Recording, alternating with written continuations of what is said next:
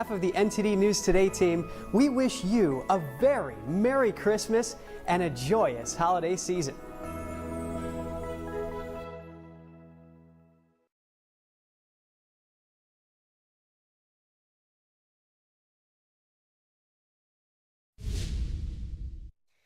Welcome to NTD Newsroom. I'm Don Ma. President Trump uses his veto power for the first time this term. The move tanks a pair of unanimously passed bills. Payments to Minnesota child care centers are frozen as federal agents go door-to-door to suspected fraud sites. The fallout from a viral investigative video continues to grow. Forced organ harvesting in China continued in 2025. To discuss the developments this past year in regards to combating the atrocity, we talked to the senior editor at the Epoch Times and host of American Thought Leader. The world is bidding goodbye to the year 2025. New Zealand rings in the new year with a dazzling fireworks show. In neighboring Australia, revelers hold a moment of silence before celebrating the arrival of 2026.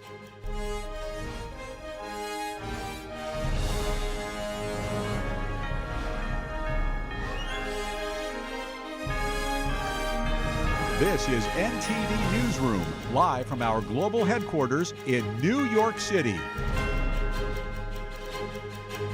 Good afternoon, and thank you for joining us.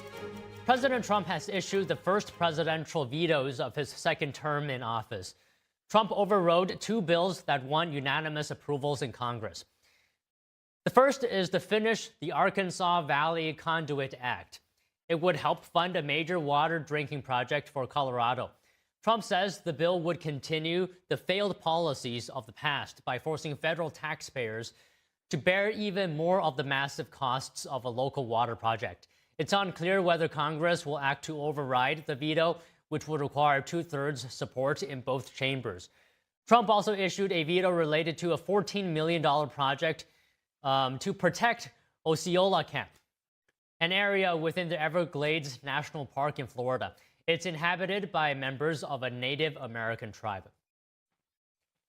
Turning now to Minnesota and concerns over its widespread fraud. The fallout from a video by independent journalist Nick Shirley on alleged fraud at child and health care centers continues to grow. Health and Human Services now says it's freezing all federal child care funding to Minnesota. NTD's Daniel Monahan has more as federal investigations into alleged system-wide fraud ramps up. HHS Deputy Secretary Jim O'Neill wrote on X, quote, "We have turned off the money spigot and we are finding the fraud." We believe the state of Minnesota has allowed scammers and fake daycares to siphon millions of taxpayer dollars over the past decade. O'Neill says HHS has taken 3 direct actions against what he called blatant fraud. The first step is activating the Defend the Spend system, enhanced payment oversight now applied to all federal child care funding nationwide. Second, I've just signed and sent a demand letter to Governor Walz. I required a full 360 review of these centers. This includes attendance records, licenses, complaints, investigations, and inspections. And third, we've launched a dedicated fraud reporting hotline and email address at childcare.gov. Whether you're a parent, a provider, a member of the public, we want to hear from you. Anyone who's involved in perpetrating this fraud against the American people should expect to be prosecuted to the fullest extent of the law. Health and Human Services provides Minnesota with $185 million in child care funding each year. That money should be helping 19,000 American children, including toddlers and infants. Any dollar stolen by fraudsters is stolen from those children. Adams says he spoke directly this week with the director of the Minnesota Child Care Services Office. She could not tell me with confidence whether those allegations of fraud are isolated or whether there's fraud stretching statewide. Federal agents have surged into the state for a massive investigation into alleged fraudulent activity in child care operations. Homeland Security Assistant Secretary for Public Affairs, Tricia McLaughlin, says agents were going door-to-door at suspected fraud sites, speaking on Fox News. Our Homeland Security investigators on the ground are also seeing that these suspected perpetrators are really trying to cover their tracks. They're trying to whitewash the operational facts on the ground, purporting to be a legitimate business, have legitimate business operations, when it's all a fugazi. Federal authorities estimate about $9 billion has been lost to fraudulent claims in the state's federal assistance programs. Governor Walz disputes that number, calling it sensationalized and motivated by politics. Nearly 100 people have been charged since 2022 in connection with daycare fraud in Minnesota, and 85 of them were of Somali descent. Independent journalist Nick Shirley and his researcher David returned to the Quality Learning Center in Minneapolis yesterday. And what makes this daycare even more interesting is that while the Commissioner of Children of Minnesota was saying that the daycare was closed on a live stream, Quality Learning Center closed just over a week ago. a Somalian man was outside talking about how they are open, letting children in, and right now they are funneling children into the daycare. Shirley says he's facing serious threats after exposing the alleged Minnesota fraud. It's like bounties on me here in Minnesota because people are so upset as far as the fraud that's being exposed because they know their time's up and they know everyone's just sick and tired of this happening inside their own state and across America. Shirley's researcher in the viral video, David, says he filed a criminal complaint against Walz over daycare fraud allegations, speaking on Fox News. I think Tim's going to have a bad day, and he deserves it because he allowed this fraud. Governor Tim Walz reacted to HHS freezing payments to Minnesota, calling it President Trump's long game to defund programs that help Minnesotans. Walz says the state has spent years cracking down on fraudsters. Attorney General Pam Bondi praised Shirley on X, saying his work has helped show Americans the scale of fraud in what she called Tim Walz's Minnesota. Bondi warned lawmakers to buckle up, saying more prosecutions are coming. Daniel Monahan, NTD News.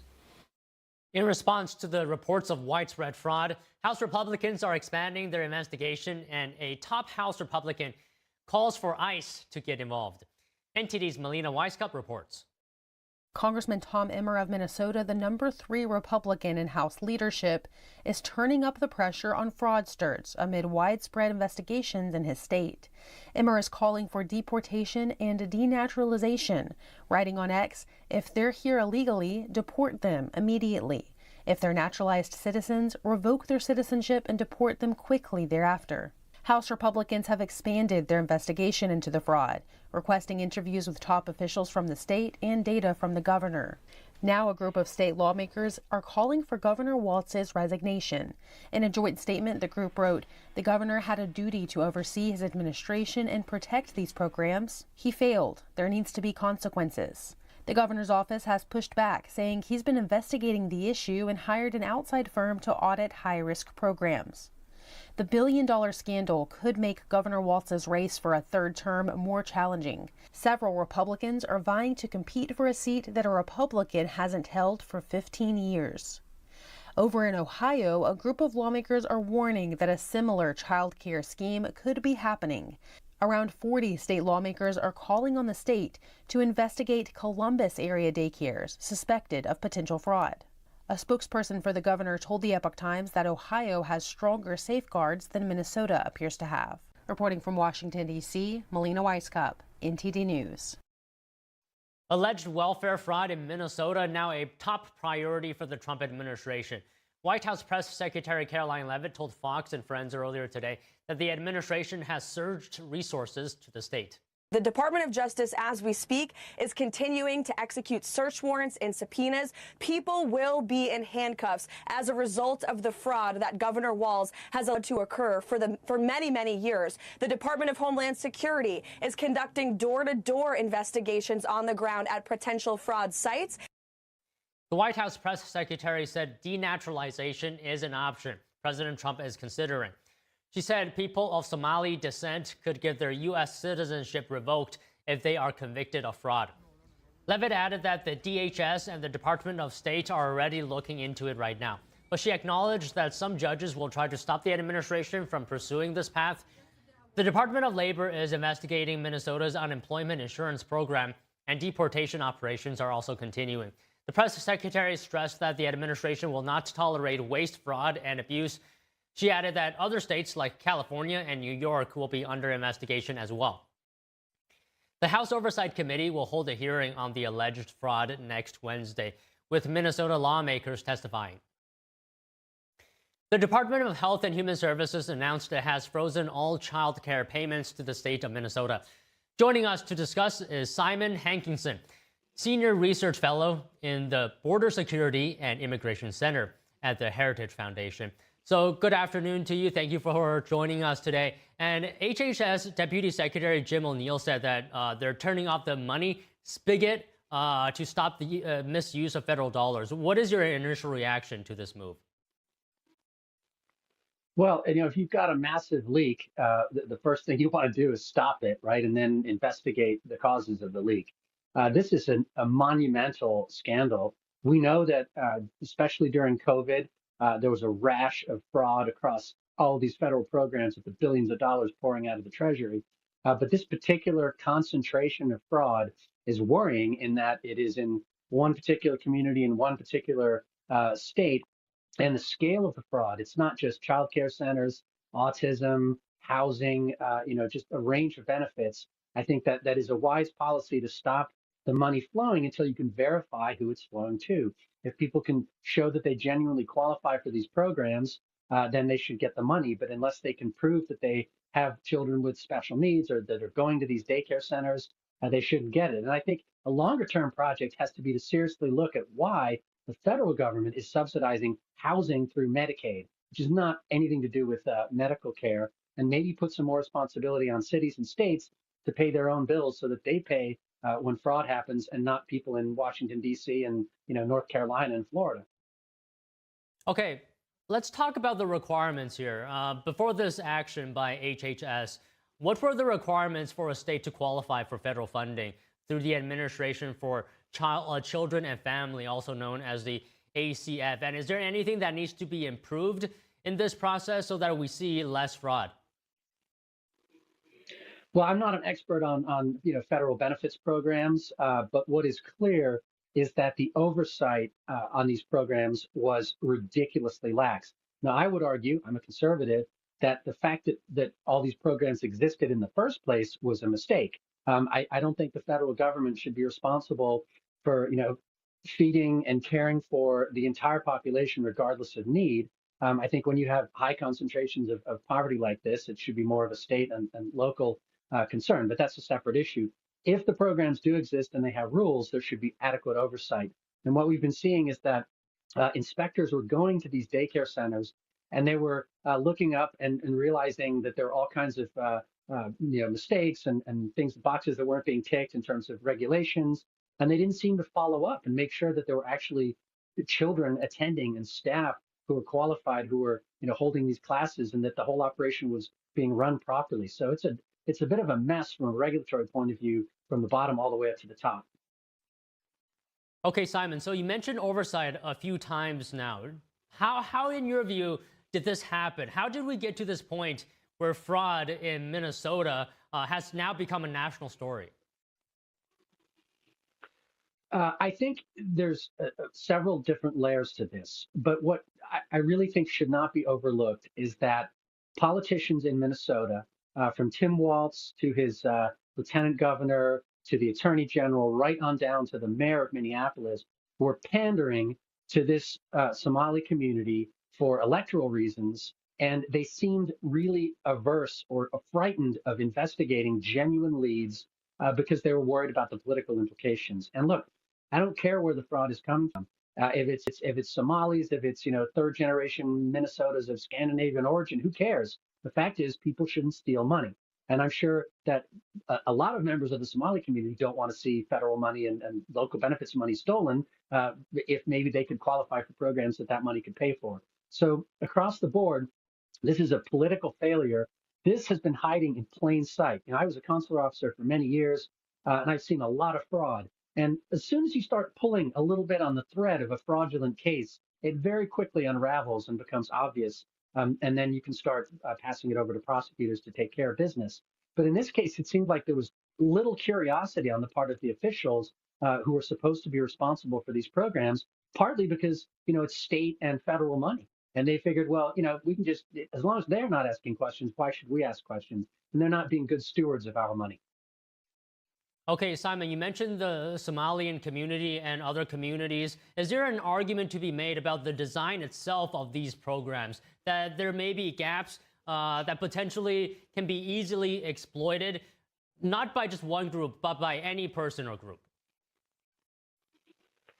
Absolutely. Look, I have lived in countries that are extremely corrupt, low trust societies, you might call them, where it's very common, to cheat on exams, to not pay your taxes, to cheat on paperwork, whether it's for real estate purposes, driver's licenses, right through the entire society. The United States has not traditionally been that kind of place. Yes, we have our issues. We do have corruption from time to time, but it's not very common for people to pay bribes, for example, to get a driver's license, or to get off a speeding ticket, or to be able to build a house where you're not supposed to build a house. Those are exceptions, I would say, in the United States. They are not exceptions in Somalia and in many other countries. And so for people coming from those countries, they need to be educated. They need to understand how our system works. And to do that, you have to enforce rules. And I think in this case, the state of Minnesota and the city of Minneapolis, or the Twin Cities, just completely failed in their duty. And as a result, we're all going to pick up the pieces and pay what looks like over $1 billion of money that's disappeared. Okay, so Simon, yesterday we talked to a guest, and I asked him if he thought the state of welfare in Minnesota, whether that's overly generous or not. You've already alluded to this. Can you just talk a bit more, your thoughts on whether federal subsidies of this kind are excessive and too unregulated, not just in Minnesota, but across the country? I think they are. And I think it's not just in the United States. If you look across Western Europe, there have been some studies in the past few years that have demonstrated conclusively that refugees and people from certain countries are massive net drains to the fiscal health of the country over their lifetimes. Now, a country can choose to make that decision, and they can choose to pay out for individuals, but they have to understand the costs that go with that.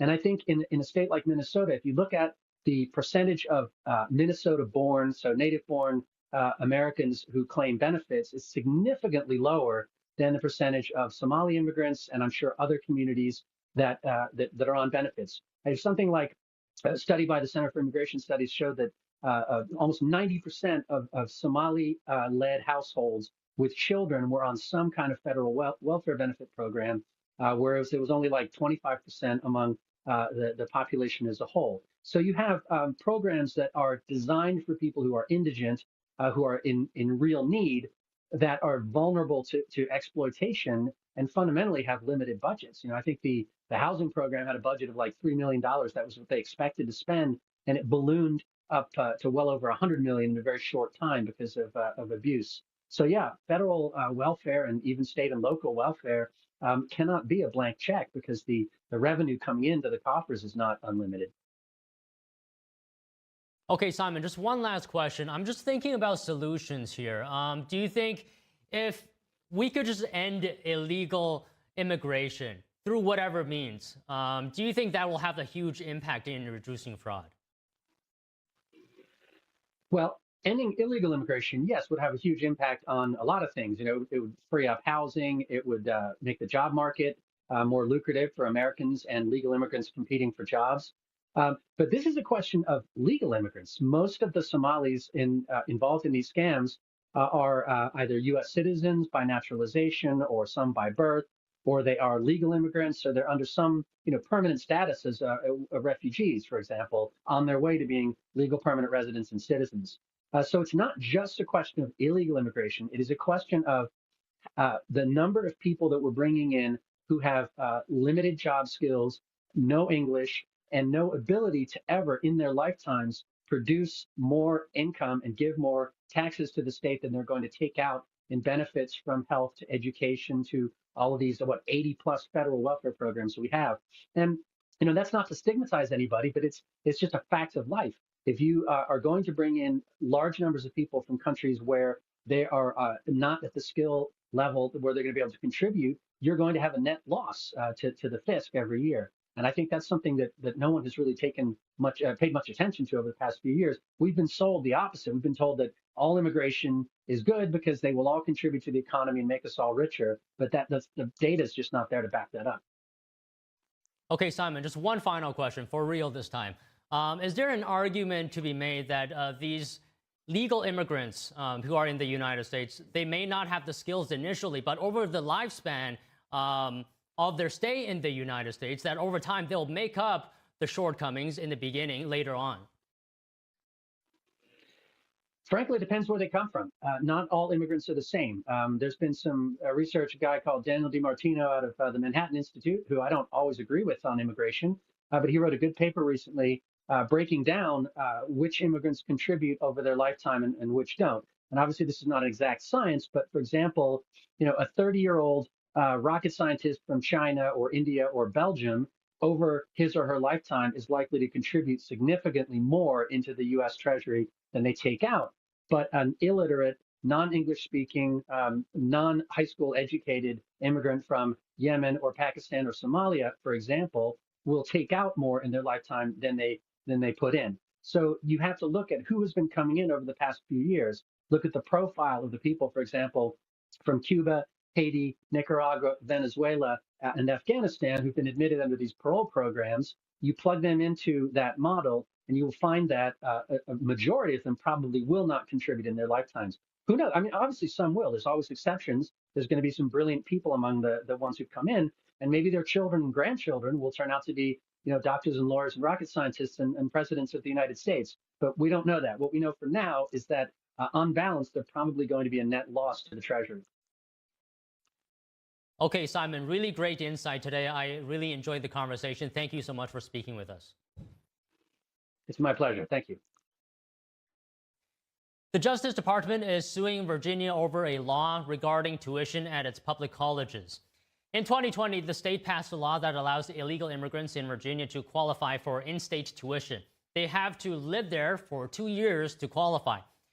The Justice Department is arguing that that is illegal because it discriminates against U.S. citizens living in other states. They have to pay a more expensive out-of-state tuition.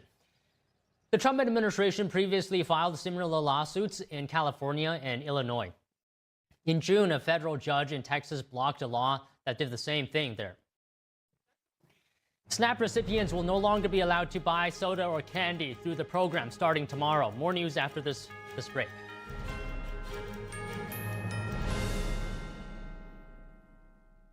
Picture this, the heart of Manhattan, full of energy, movement, and life.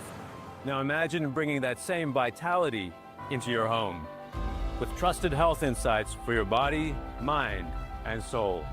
Every week, Vital Signs dives into health issues that matter the most. The foods that strengthen your immune system, the exercises that keep you moving, the mindfulness practices that calm your mind, plus expert advice from doctors and health leaders you can trust. This isn't just another health show. It's real insight designed to keep you informed, inspired, and in motion. So whether you're starting your day with focus or winding down with balance, Vital Signs brings health and vitality straight into your living room.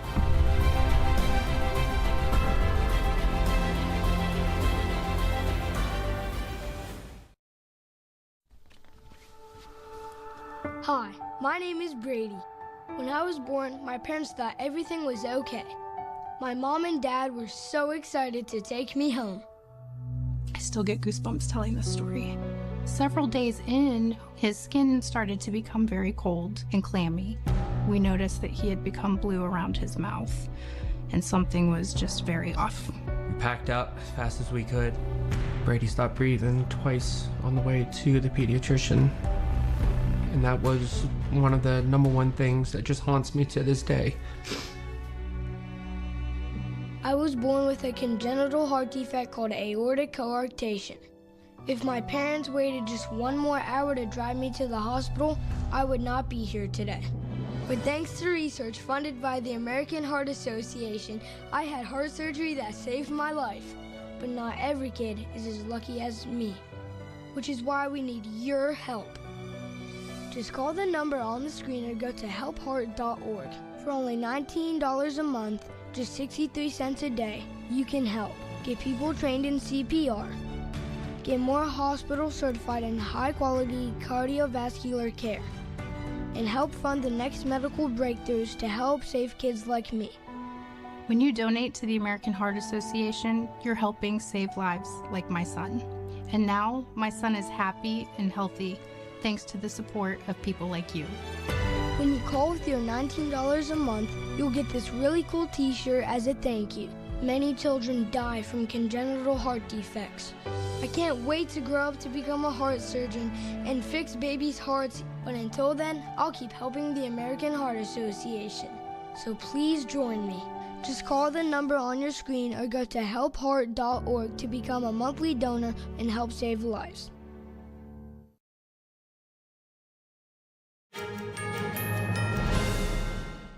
The Department of Agriculture has taken the fizzle out of SNAP benefits.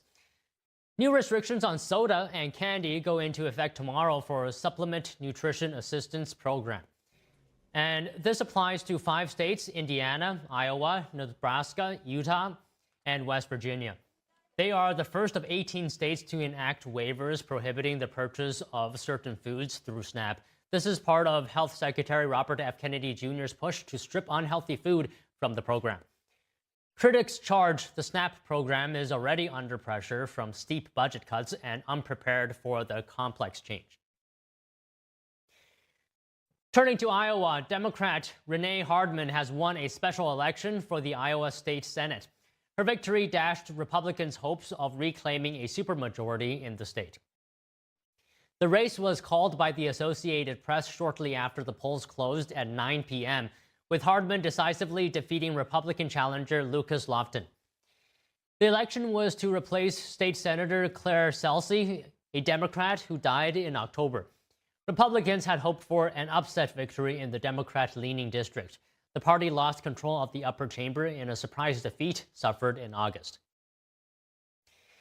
The granddaughter of former President John F. Kennedy has died at age 35. In an essay for The New Yorker just last month, Tatiana Schlossberg first shared her terminal cancer diagnosis, discovered last year after she gave birth to her daughter. Her family wrote in a statement yesterday, "Our beautiful Tatiana passed away this morning. She will always be in our hearts." Flu cases are on the rise nationwide. In addition to millions of cases, the CDC estimates there have been 81 hospitalizations, 81,000 in fact, and 3,100 deaths. Here's more on this story.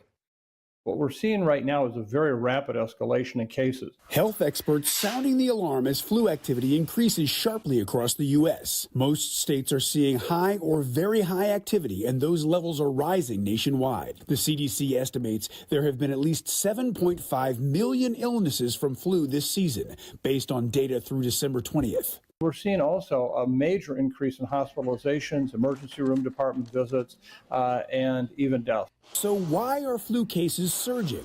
There's also the type of flu we're seeing this season. Flu is always made up of several different subtypes of viruses. We have one this year that's a bit unusual. It's called H3N2. It is associated with just more severe illness, and we're seeing a lot more people get infected. Also, genetic testing indicates a new flu variant called subclade K appears to be behind the vast majority of cases in the U.S. It's a different subclade, or kind of a different strain. This new variant wasn't included in this year's flu shots. It was identified after scientists chose the strains to include. Billionaires in Silicon Valley are threatening to leave California. This as some state lawmakers are voicing support for a special tax on wealthy residents. NTD's David Lamb has more. Entrepreneurs, including company founders and venture capitalists, took to social media criticizing support for a proposed 5% billionaire tax in California. Congressman Ro Khanna argued for the tax, saying it would help cover Medicaid. Residents who have a net worth higher than $1 billion would face a one-time tax of 5% payable over 5 years. The New York Times reports that Google co-founder Larry Page and tech investor Peter Thiel are considering leaving the state to avoid the proposed measure. The 2026 Billionaire Tax Act was proposed by Suzanne Jimenez, chief of staff of a California healthcare union. Under the act, the funds raised would cover equitable health care and support funding for kindergarten through grade 14 public education and food assistance. Around 90% of the revenue would go into health care and 10% into education and food assistance. According to the proposal, there are around 200 billionaires in California who possess a combined $2 trillion in wealth. If voters approve the measure, it would apply retroactively to anyone who lived in California as of January 1st, 2026. David Lamb, NTD News, California. U.S. stocks are on track to see a third straight year of double-digit gains. The S&P 500 is set to rise 17% this year. That's after rising 23% in 2024 and 24% in 2023. That gain comes despite concerns about tariffs, geopolitical turmoil, worries about a bubble, and the longest government shutdown in history. 3 straight years of double-digit gains is relatively rare, happening only 5 times since the 1940s. And today isn't just the last day of 2025, it's also Warren Buffett's last day as the CEO of Berkshire Hathaway. The 95-year-old has served as the CEO for 60 years. He announced his retirement earlier this spring. The famed investor has spent much of his life among the top 10 richest people in the world. According to Bloomberg, he has racked up a net worth of around $150 billion. Buffett will remain as chairman. Greg Abel, who is the vice chairman of non-insurance operations of Berkshire, will take over as the new CEO. Forced organ harvesting in China continued in 2025. To discuss developments this past year in regards to combating the atrocity, we talked to the senior editor at the Epoch Times and host of American Thought Leaders. After this break.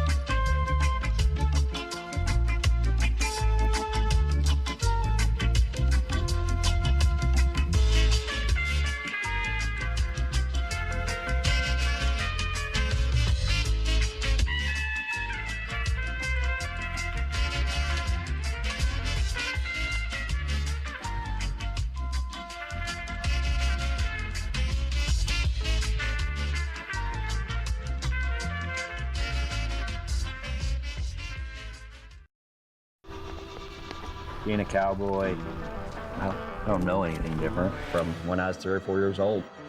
I did tough things. I thought everybody needed to do tough things, and if you didn't, I didn't have time for it. I had a very successful career at a very young age, and life was fast. I was preparing physically. I wasn't doing anything mentally on the inside. And then I got hurt. I wanted to be better as a person, and I really dug into mental health. I start my day with 20-minute workouts. I live life 8 seconds at a time. Horses are so therapeutic. They know what you're feeling. When you're nervous, they're nervous. He won't say it back, but we're pals. I take a lot of responsibility in taking care of my kids, my family, being there for them. You're gonna have tough days. Everybody does.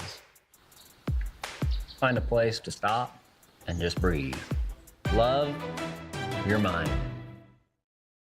Hi, I'm Ryan Blaney, a third-generation race car driver, and we dedicate a lot of our time to going as fast as possible. My grandpa Lou is the reason why my dad and I started racing, and I'm really proud to follow in his tracks. But when my grandpa was diagnosed with Alzheimer's, it was a very unexpected bump in the road for us. I've learned a lot on this journey with my grandpa Lou, and the memories of my grandpa will always be with me. And in our family, we're used to getting involved, and I encourage you to do the same, especially when it comes to caring for your loved ones. When I think about Alzheimer's and the impact it had on my family, I recognize that losing a race isn't such a bad day after all. It's important to notice if older family members are acting differently, experiencing problems with their memory, or having trouble with routine tasks. Talking about Alzheimer's can be really tough, but if you notice something, have a conversation with your loved one. Encourage them to see a doctor or offer to go with them. Early detection of Alzheimer's can give your family time to explore support services, make a plan for the future, and access available treatments. If you or your family are noticing changes, it could be Alzheimer's. Talk about seeing a doctor together.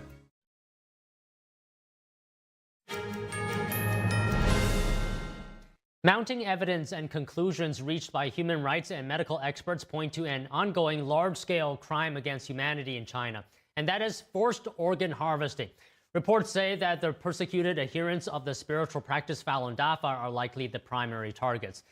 To discuss developments this past year on combating the forced organ harvesting phenomenon in China under the CCP, joining us is Jan Jekielek, senior editor at the Epoch Times, host of American Thought Leaders on Epoch TV, and author of the new upcoming book on this very topic, Killed to Order, China's Organ Harvesting Industry and the True Nature of America's Biggest Adversary, out on March 10th. So Jan, so good to have you here. Good afternoon. Can you just speak to us to start off? What would you say is the biggest step forward so far in stopping forced organ harvesting under the Chinese Communist Party?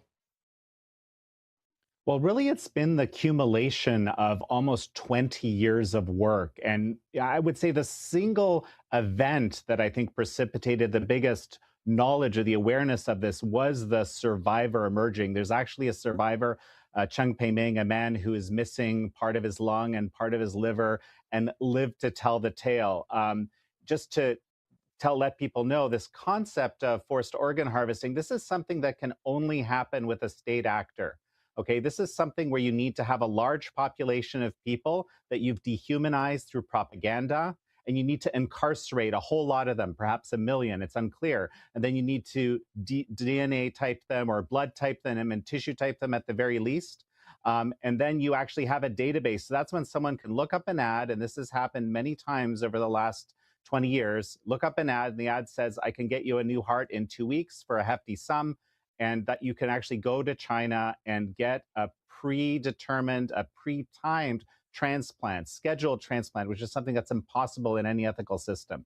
So this is something very different than the typical black market organ trade that we hear about. But the biggest development, as I said, would be that there's actually someone who lived the tale. And as a result, there's been a whole flurry of activity this last year, especially on the legislative side around this. And Jan, I'll just add to that. His name is Cheng Pei-ming, and what's crazy to me about this is that I was doing research, right? He didn't even know he had a part of his lung and liver removed, not until he came to the United States and had a medical exam. That is just mind-boggling to me. And he continued to speak out in 2025. So based on that, maybe you can talk to us about what more have we learned about China's forced organ harvesting machine? Well, there was a big moment that happened, actually, and that was, it's been dubbed the hot mic moment of Xi Jinping. You know, it almost sounds like a joke. Xi Jinping, Vladimir Putin, and Kim Jong-un walk into a bar. They didn't walk into a bar. It was in Tiananmen Square they were walking, and on a hot mic was caught elements of a conversation. Basically, Xi says to Putin, I'm going to paraphrase here, you know, at 70, we're just a baby at this point. And Putin says back, through continual organ transplantation, we can perhaps achieve immortality. And then Xi returns with the idea that 150 years is the target. And this 150 years is kind of a code word for China's, you could call it like an elite longevity project, Project 981. They always have these kind of numerical names for things. And what I realized the moment I heard this, right, and this is the thing, I've been in this space 20 years, reporting on it for 20 odd years on and off, but it just hadn't occurred to me how central the organ industry itself is to that longevity project, right? Imagine we're talking about, you know, an estimated $9 billion a year industry, say, you know, 60 to 90,000 transplants a year from likely prisoners of conscience. I mean, this is a massive scale thing we're talking about, right? Well, here's what I realized at this moment. Imagine what it would be worth if you're one of these super elite in communist China and you have unlimited on-demand organs available to you forever. And that strikes me as something that's worth more than even $9 billion. So that is a huge revelation this year. Jan, do we know at all if forced organ harvesting in China has increased over the years or decreased? So there's a bit of debate around this, around the experts. So basically it happened at a low level until about the year 2000. Then they incarcerate, you know, 1 million plus Falun Gong practitioners, okay, into the entire system. And then basically the hospitals start growing, the number of transplants starts growing. It peaks up to the year about 2005, near exponential growth during that time period. And as far as we can tell, there's been huge amounts of transplants since that time to present. But because the international community didn't really respond meaningfully, there were even organizations that I would argue were basically running cover for the whole system. In 2014, the CCP turned to another victim group, we believe, the Uyghurs. And this is actually, Ethan Gutman is writing a book right now, The Xinjiang Procedure. It's going to be published around the same time as Kill to Order, where he looks deeply into this question on how much has this, how many Uyghurs have been added to the system. So at this point, we're unclear. We know that there's millions of Uyghurs in the forced labor camp systems, we could call them concentration camps.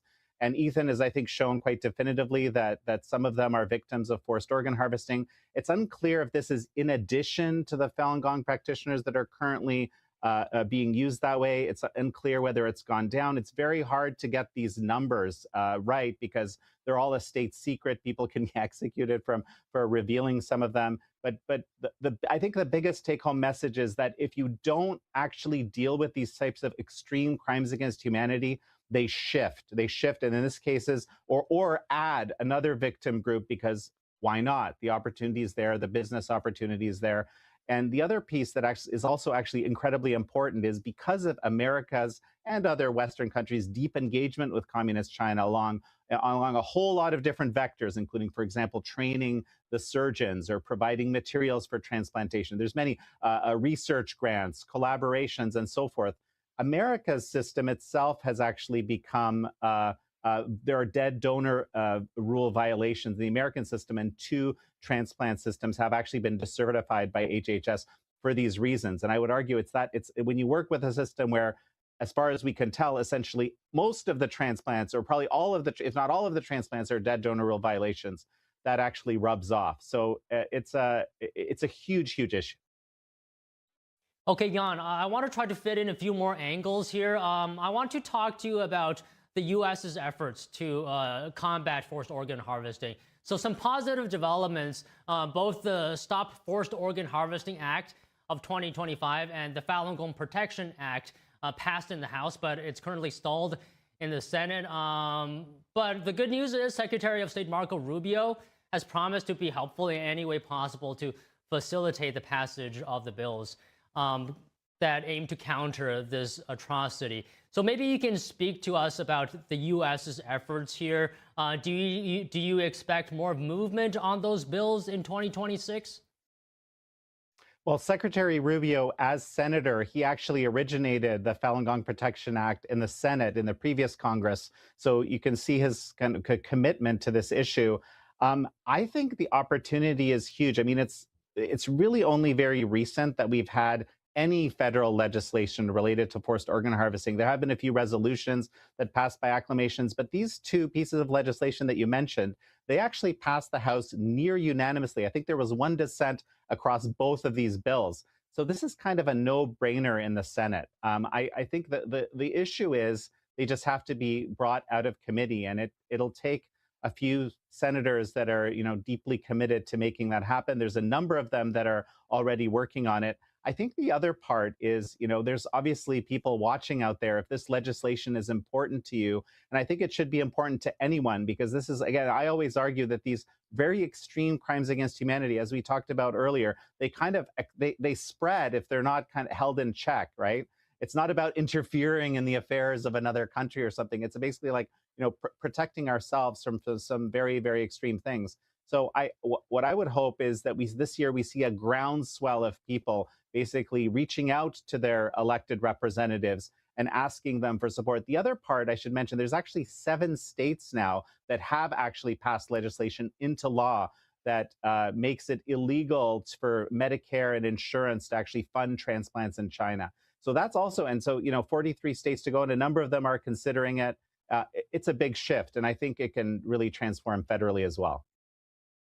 For sure, we'll keep an eye on those developments throughout 2026. And Jan, just one last thing here. The documentary film, State Organs Unmasking Transplant Abuse in China, it was an official contender for Best Documentary Feature at the Oscars in 2025.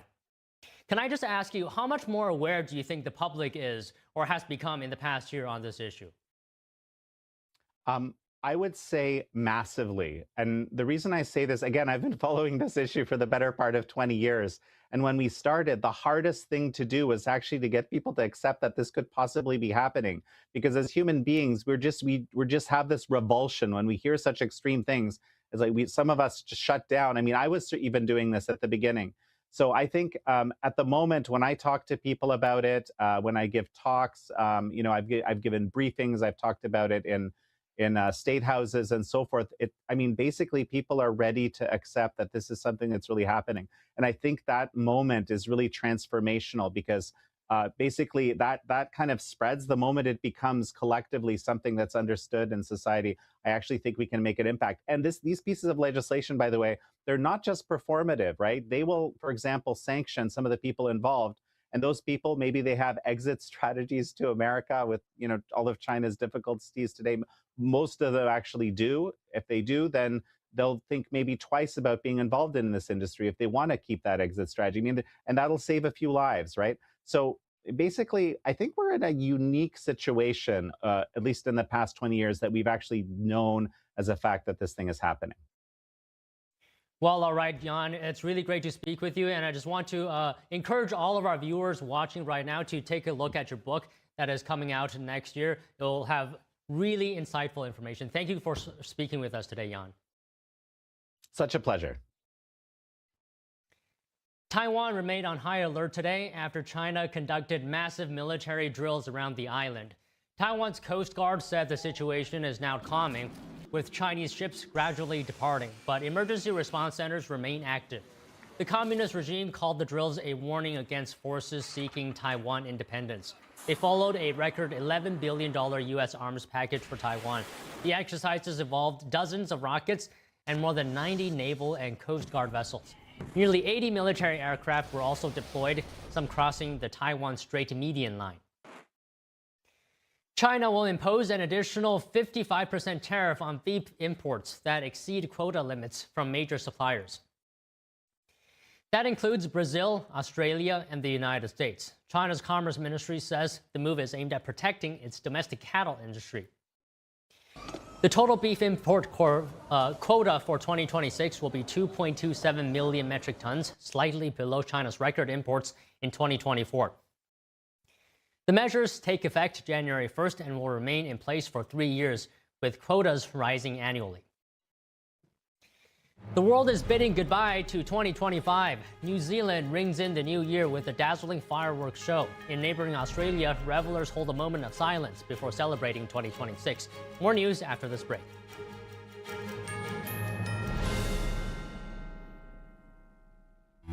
This land, our America, built on hard work, determination, and grit. Sometimes the days run long, but hope, it never runs out, even when the food does, for America's veterans, working parents, even kids. Because in every corner of every town, even yours, millions of hard-working neighbors are facing a hunger crisis, many for the very first time. In this land of plenty, affording food shouldn't require second jobs and third shifts or choosing between your groceries and bills. Today, you can help change that. Call or go online to helpfeedingamerica.org and give $19 a month, less than 63 cents a day, to help every neighbor get the food they urgently need.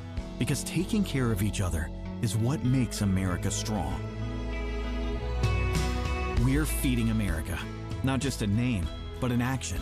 Working with over 200 local food banks like the ones in your community. And demand is soaring. You go to the grocery store, you spend $100, and $100 is a new $20 bill. Even with 2 full-time jobs, it's hard to make ends meet.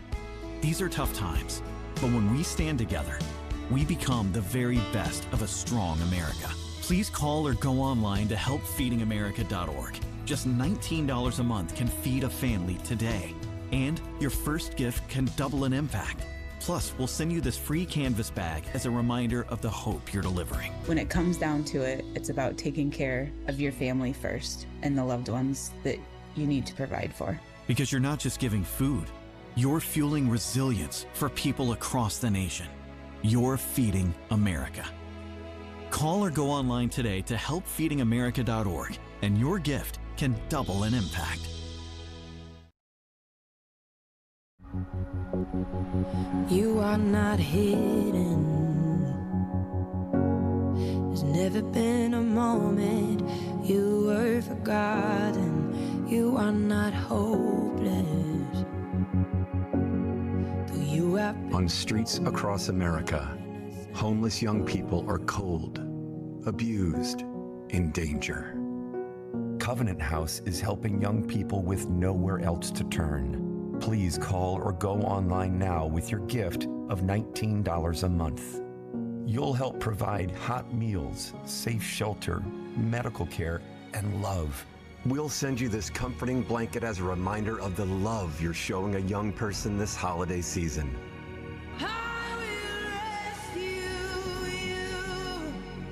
Call or go online now to safeplacetosleep.org, and your first month's gift will be matched.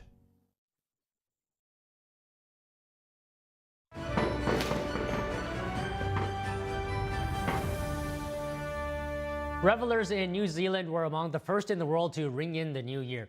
A fireworks show in Auckland helped welcome the arrival of 2026. Here's more. The event started with a 10-second countdown projected on the base of Auckland's Sky Tower. Organizers said the fireworks launched from 3 levels of the 1,000-foot structure. 3,500 fireworks erupted from around the tower, rocketing 260 feet above. The 5-minute show featured 1,100 pounds of fireworks launched from the Sky Tower. The Auckland Harbour Bridge lit up the sky, adding to a festive welcome to the new year.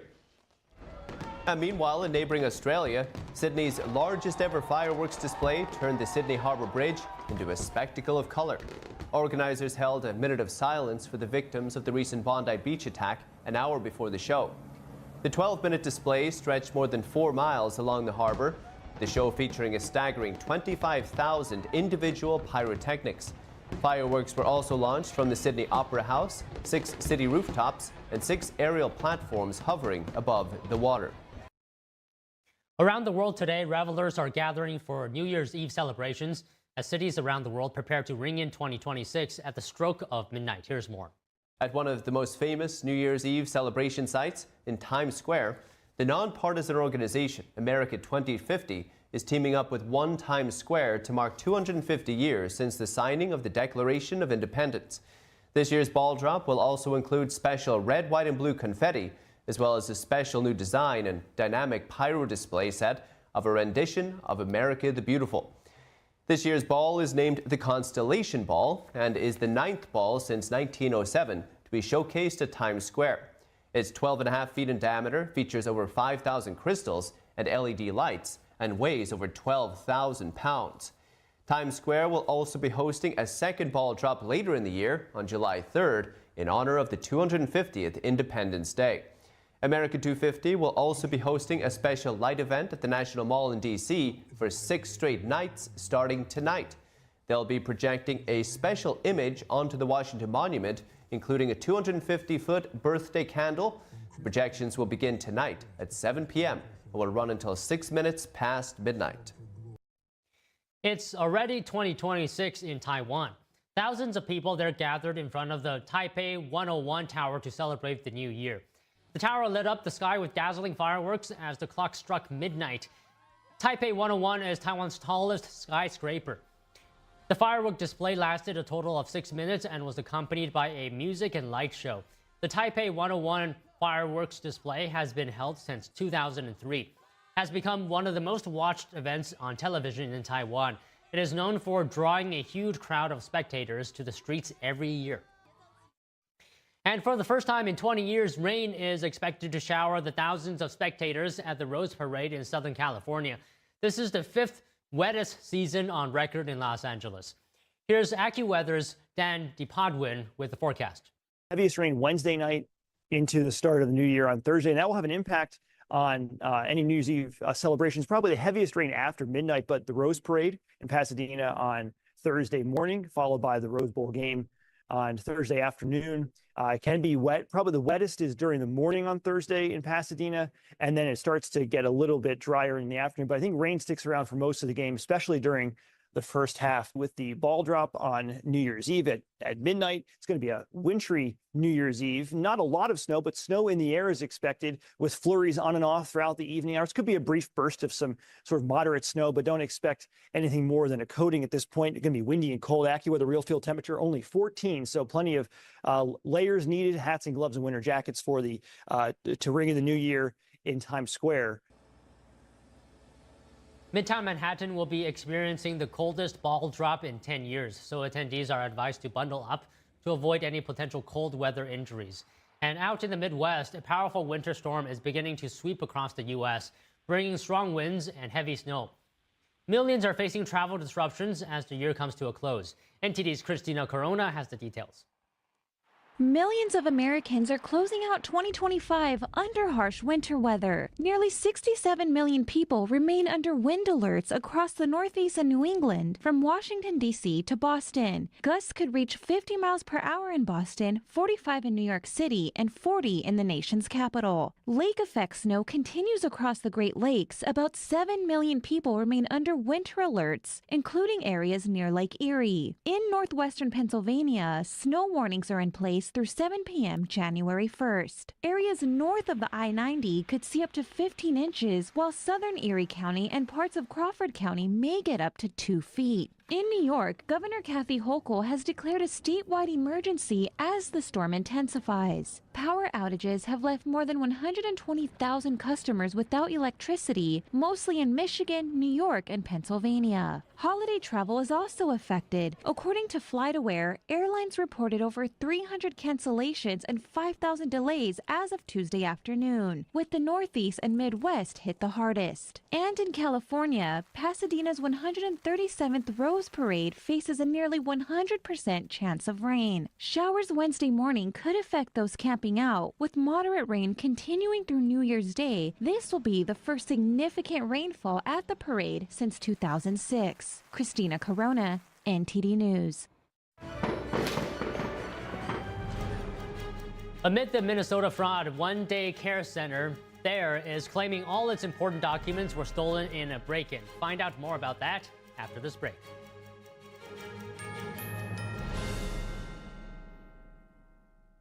I trod on my glasses yesterday, and I had to pay up front for a new pair that I can't even pick up for another 10 days. So I looked for another way, and I found Select Specs. I ordered online. My new glasses just arrived this morning, and I can pay over the next few weeks. This is the way to buy glasses. See now, pay later with Select Specs. Next day delivery and deferred payment options only at selectspecs.com. Hi, I'm Smokey Bear, and I made an assistant to help you out, because only you can prevent wildfires. Hey, Assistant Smokey Bear, call me Papa Bear, because I'm grilling up dinner. Do you get it? Yes, good job. So, what should I do with all these coals? Don't just toss them out. Put them in a metal container because those embers can start a wildfire. I understand. The stakes are high. Ha, ha, ha, ha. See, Smokey thinks I'm funny.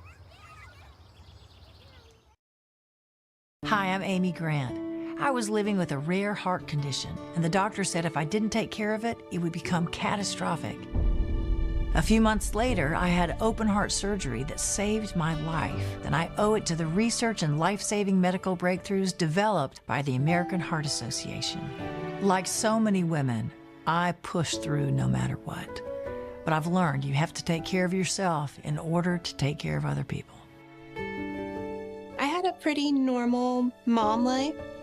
Everything was pretty good, and it was a very happy life.